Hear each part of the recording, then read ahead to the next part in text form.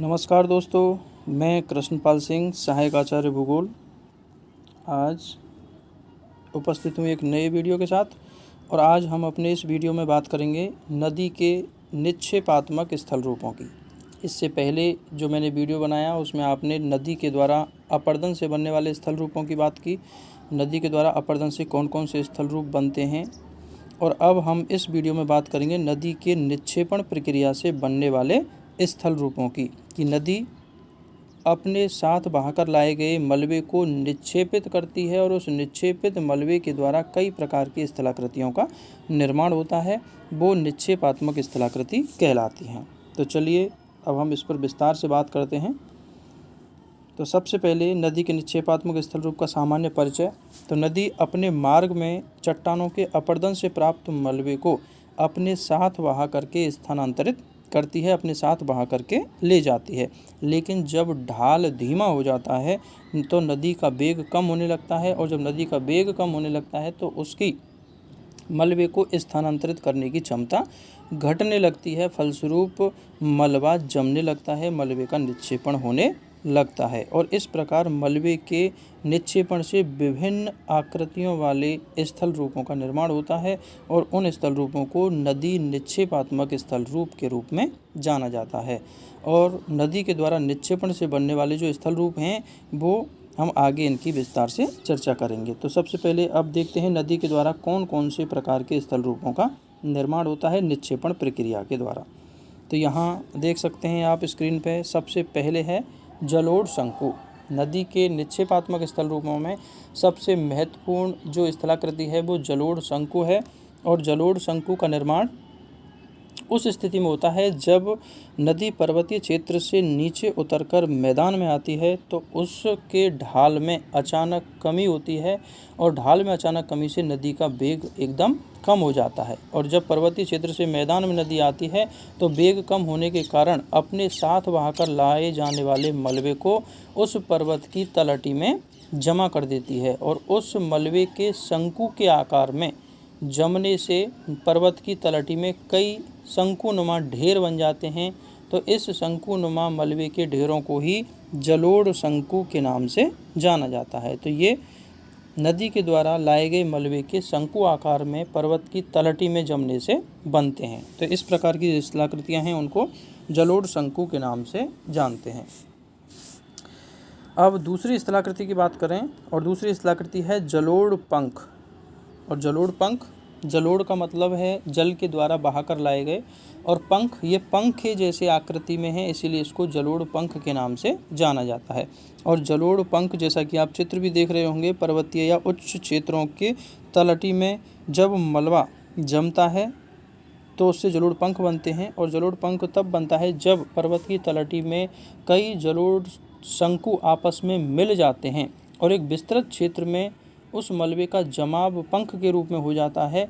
तो इस प्रकार से बनी हुई जो स्थलाकृतियाँ हैं उनको जलोढ़ पंख के नाम से जाना जाता है। तो हमें यहाँ ध्यान रखना होगा, केवल आकृति का ही अंतर है जलोढ़ शंकु और जलोढ़ पंख में। जलोढ़ शंकु नुकीले आकृति के हैं और तुलनात्मक रूप से छोटे होते हैं, जबकि जलोढ़ पंख का निर्माण कई जलोढ़ शंकुओं के मिलने से होता है, और इसीलिए जलोढ़ पंख काफ़ी अधिक विस्तृत होते हैं। चित्र भी यहाँ देख सकते हैं आप। अब हम बात करते हैं अगले निक्षेपात्मक स्थल रूप की, और अगला निक्षेपात्मक स्थल रूप है प्राकृतिक तटबंध। प्राकृतिक तटबंध और प्राकृतिक तटबंध नदी के किनारों पर मलबे के जमने से बनते हैं। जब नदी की जल की मात्रा नदी में जब अधिक हो जाती है तो नदी का जो जल है वो अपने किनारों को तोड़कर बाहर की ओर बाढ़ के रूप में प्रवाहित होने लगता है। और जब नदी का जल किनारों से ऊपर होकर प्रवाहित होने लगता है तो उस नदी जल में मिला हुआ जो मलबा है वो किनारों पर एक रेखा के रूप में जमने लगता है, और किनारे और अधिक ऊंचे हो जाते हैं। और इस प्रकार से नदी के किनारों पर एक अतिरिक्त मलबे के जमने से उनकी ऊंचाई और अधिक बढ़ जाती है, और इसी मलबे जमे हुए किनारों को ही प्राकृतिक तटबंध के नाम से जाना जाता है। अर्थात ये प्राकृतिक इसीलिए हैं क्योंकि नदी ने इन तटबंधों का, इन किनारों का निर्माण स्वयं अपने मलबे के जमा करके किया है। तो इस प्रकार इन किनारों को प्राकृतिक तटबंध के नाम से जाने जाते हैं। और ये प्राकृतिक तटबंध मानव के लिए काफ़ी उपयोगी हैं, क्योंकि प्राकृतिक तटबंध नदी के जल को अपने अंदर घाटी के अंदर समाहित रखने में महत्वपूर्ण भूमिका निभाते हैं। अगली बात करें हम बाढ़ के मैदान की, तो जो बाढ़ का मैदान है नदी के निक्षेपण से बना हुआ एक बहुत ही महत्वपूर्ण स्थल रूप है, जो मानव की आर्थिक क्रिया प्रमुख रूप से कृषि के लिए काफ़ी हद तक उपयोगी है और काफ़ी लाभदायक होता है।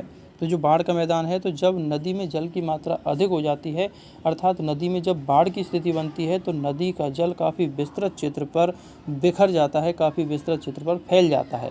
और जब नदी का जल काफ़ी विस्तृत क्षेत्र तक फैलता है, तो उस जल के साथ मिला हुआ जो मलबा है वो भी काफ़ी विस्तृत क्षेत्र में एक पतली चादर के रूप में बिछ जाता है। और इस प्रकार मलबे के विस्तृत क्षेत्र में बिछने से एक विस्तृत क्षेत्र में मैदान का निर्माण होता है, जिसको हम बाढ़ के मैदान के नाम से जानते हैं। और चूँकि इस बाढ़ के मैदान में नवीन मलबा का निक्षेपण होता है, तो इस प्रकार के जो मैदान हैं ये खादर के नाम से भी जाने जाते हैं। और ये काफ़ी उपजाऊ मिट्टी से बने हुए होते हैं, इसलिए कृषि के दृष्टिकोण से इनका काफ़ी अधिक महत्व रहता है। अब हम बात करें अगले निक्षेपात्मक स्थल रूप की, और अगला निक्षेपात्मक स्थल रूप है गोखुर झील।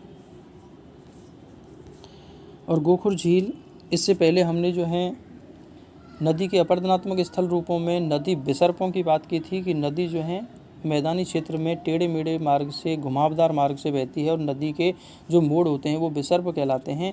अब यहाँ बात कर रहे हैं हम गोखुर झील की। तो जो नदी के विसर्प हैं, तो जब नदी के जो मोड़ हैं वो और अधिक तीक्ष्ण होते चले जाते हैं, और नदी अपर्दन के द्वारा उन मोड़ों को और अधिक तीक्ष्ण करती चली जाती है, तो एक स्थिति ऐसी आती है कि उन विसर्पों के जो आंतरिक भाग हैं वो आपस में मिल जाते हैं और नदी का मार्ग सीधा हो जाता है। और नदी का मार्ग जब सीधा हो जाता है, तो जो घुमावदार मार्ग था उसको नदी छोड़ देती है। चूँकि नदी के जल के लिए सीधा मार्ग बन चुका है, इसीलिए जो घुमावदार मार्ग या जो विसर्प था वो छोड़ दिए जाते हैं। और इस प्रकार के छोड़े हुए, या कह सकते हैं कि इस प्रकार के त्यक्त जो विसर्प के भाग हैं, उन्हीं को गोखुर झील के नाम से जाना जाता है। और ये जो गोखुर झील, चूँकि नाम जो है इसका गाय के खुर के समान, अर्थात इनकी आकृति गाय के खुर के समान या अर्धचंद्राकार आकृति में ये होते हैं, इसीलिए इनको गोखुर झील के नाम से भी जाना जाता है, या फिर इनको छाड़न झील भी कहा जाता है, क्योंकि ये नदी के द्वारा त्यक्त भाग हैं। नदी अब इन क्षेत्रों से या इन विसर्प के भागों से प्रवाहित नहीं होती, इसीलिए इनको छाड़न झील भी कहा जाता है। और चूंकि ये धरातल से निचले घाटी वाले क्षेत्र हैं, इसलिए इनमें जल भरा रहता है, तो ये गोखुर या छाड़न झील के रूप में मौजूद रहते हैं। अब हम बात करें, चित्र भी यहाँ देख सकते हैं गोखुर झीलों का। अब हम बात करें अगला डेल्टा की। और डेल्टा नदी के निक्षेपण से बनी हुई बहुत ही महत्वपूर्ण स्थलाकृति है। और नदी जब समुद्र में मिलने की स्थिति में होती है, तो नदी मुहाने के पास चूँकि ढाल बहुत धीमा हो जाता है, तो नदी कई शाखाओं में बँट जाती है, और कई शाखाओं में जल के विभक्त होने से जल रेंगता हुआ समुद्र तक पहुंचता है। और ढाल बहुत मंद होने की वजह से नदी के साथ बहाकर लाए गए बहुत सूक्ष्म मिट्टी की जो कण है वो उस क्षेत्र में जम जाते हैं, और पूरे क्षेत्र में पानी बह करके बिखरता हुआ प्रवाहित होता है। तो इससे पूरा का पूरा क्षेत्र, जो कि एक त्रिभुज की आकृति में होता है, वो लगभग दलदली जैसा क्षेत्र बन जाता है। और इस प्रकार नदी के द्वारा लाए गए मलबे के निक्षेपण से बने हुए त्रिभुजाकार दलदली प्रकार के क्षेत्र को ही डेल्टा के नाम से जाना जाता है। क्योंकि डेल्टा जो शब्द है, डेल्टा त्रिभुज के आकार की ज्यामितीय आकृति होती है, और उसी आकृति के आधार पर इस स्थल रूप को डेल्टा की संज्ञा दी गई है। तो इस प्रकार से डेल्टा, और ये काफ़ी उपजाऊ होते हैं और कृषि के दृष्टिकोण से काफ़ी महत्व रखते हैं। तो इस प्रकार से ये नदी के द्वारा बनने वाले विभिन्न निक्षेपात्मक स्थलाकृतियाँ थीं। नदी अपने साथ बहाकर लाए गए मलबे को निक्षेपित करती है, और निक्षेपण से इस प्रकार कई प्रकार की जो स्थल रूप हैं उनका निर्माण होता है। उम्मीद करता हूँ आपको मेरे द्वारा दी गई जानकारी अच्छी लगी होगी। आपको मेरा वीडियो पसंद आया हो तो इसे लाइक करें और शेयर भी करें, तथा मेरे चैनल को सब्सक्राइब अवश्य करें। धन्यवाद।